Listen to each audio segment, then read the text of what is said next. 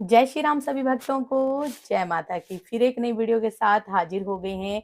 और आज की जो हमारी वीडियो है इसमें आप बताइए, किसी भगत ने जो माँ काली की ही एक भगतनी है हमारे साथ जुड़ी हुई हैं, वो कहती हैं कि गुरुजी हमें ये बताइए कि माँ काली की पूजा करने से हमारे जीवन में क्या क्या बदलाव होते हैं।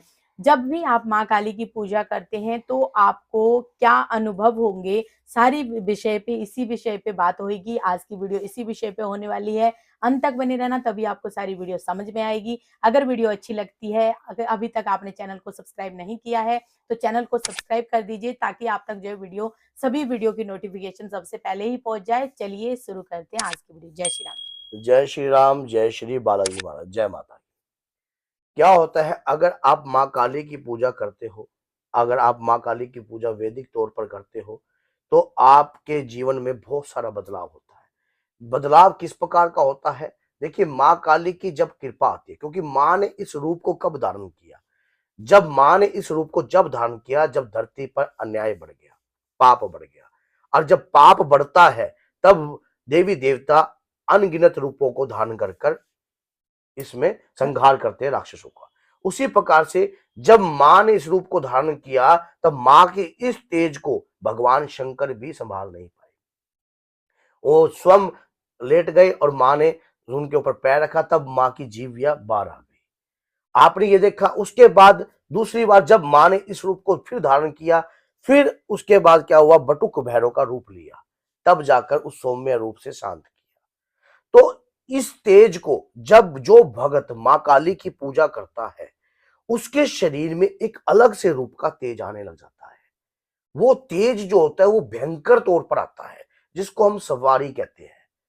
उसके शरीर के इर्द गिर्द एक और शक्ति तैयार हो जाती है, जो काल रूप में होती है, काले रूप में होती है।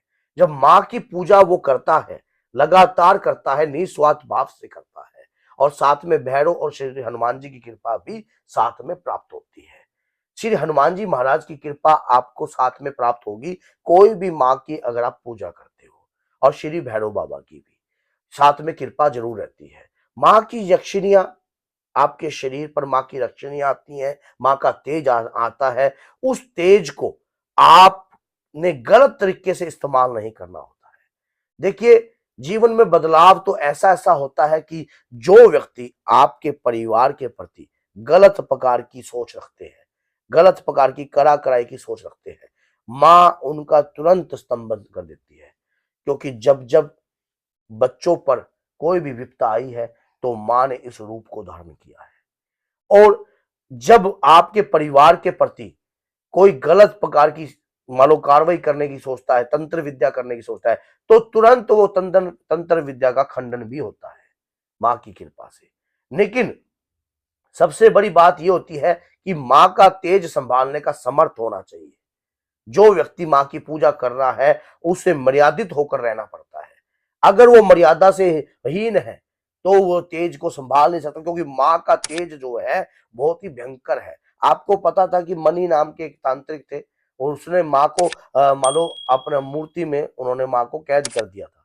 तो शंकर भगवान ने ओगण रूप लिया, मां को बंधन से मुक्त किया। लेकिन अंत में उसने अधर्म के तौर पर मान लो उसने ये कहा कि मेरी ही मां है, मालूम और किसी की मां नहीं, मेरी ही मां है। तो और क्योंकि मां की शक्ति जो होती है, अगर आपके शरीर पर आती है, तो वो जन के कल्याण के लिए होती है, कोई एक व्यक्तिगत विशेष की व्यक्ति की नहीं होती है। क्योंकि जन के कल्याण में ही उस शक्ति को लगाया जाता है, अपने खुद के स्वार्थ में नहीं लगाया जाता। कई अगर मां के अगर आपके जीवन ऐसा हो जाता है, आपको कुछ भी अच्छा नहीं लगता मां के अलावा, मां की भक्ति ही आपको सर्वप्रिय लगती है। अंदर से मां के प्रति भावुकता उठती है, पूर्ण रूप से तेज आता है, पूरा खेल आता है, आपके शरीर के ऊपर सवारी आती है पूरी रूप की। शरीर के अंदर एक अलग सी खिंचाव उत्पन्न होता है, बॉडी के अंदर जो मूवमेंट होता है वो किसी को बयान नहीं कर सकते आप, क्योंकि वो मां का तेज है जिस भी भक्त पे आता है। अब उसी प्रकार से अब और सबसे बड़ी बात ये होती है, हनुमान जी की कृपा भी प्राप्त होती है, भैरव बाबा की कृपा भी प्राप्त होती है, और माता मदानन और माता शीतला की कृपा भी प्राप्त होती है, और बार्ली की कृपा भी प्राप्त होती है। ये सब एक ही है। 10 महाविद्या भी मां काली के अंदर में ही आती है। अगर माँ काली की कृपा आपके ऊपर हो रही है तो ये लगा लो कोई भी भगत आपका बुरा नहीं कर सकता जब तक आप सही हो।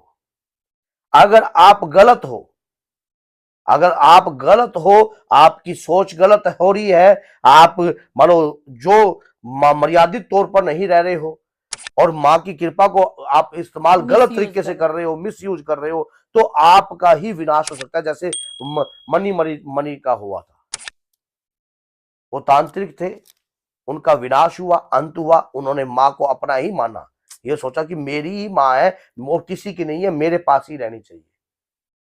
जन कल्याण के लिए शक्ति है। इसी प्रकार से आपने धर्म के प्रचार के लिए कार्य करना है। अगर शरीर पर कोई भी तेज आ रहा है, जीवन में बदलाव तो अपने आप होएगा, आपका तेज बढ़ जाएगा, आपका आपका मान पद, सम्मान। मान सम्मान सब कुछ मां अपने आप करवाएगी। आपको मांगने की आवश्यकता नहीं पड़ेगी किसी से, सब कुछ आपको अपने आप प्राप्त होएगा मां की कृपा से। सब कुछ जो चीज आप रख चाहोगे वो अपने आप आने लग जाएगी, मांगने की आवश्यकता आपको पड़ेगी नहीं कभी किसी से।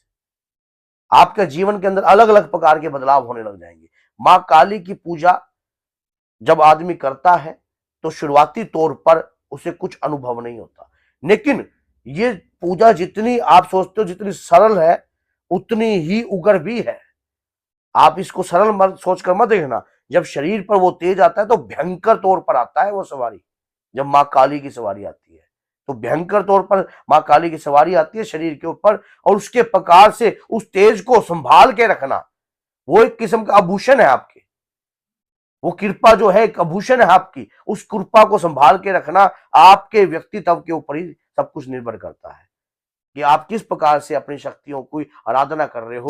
जब आप मां काली की पूजा करते हो तो शरीर के इर्द गिर्द एक ओरा शक्ति तैयार हो जाती है, और जब जहां जहां आप जाते हो वो शक्ति आपके साथ ही जाती है और ना ही आपके साथ कुछ गलत होने देती, ना किसी भी प्रकार की कार्यवाही आपके प्रति कोई गलत कर सकता है।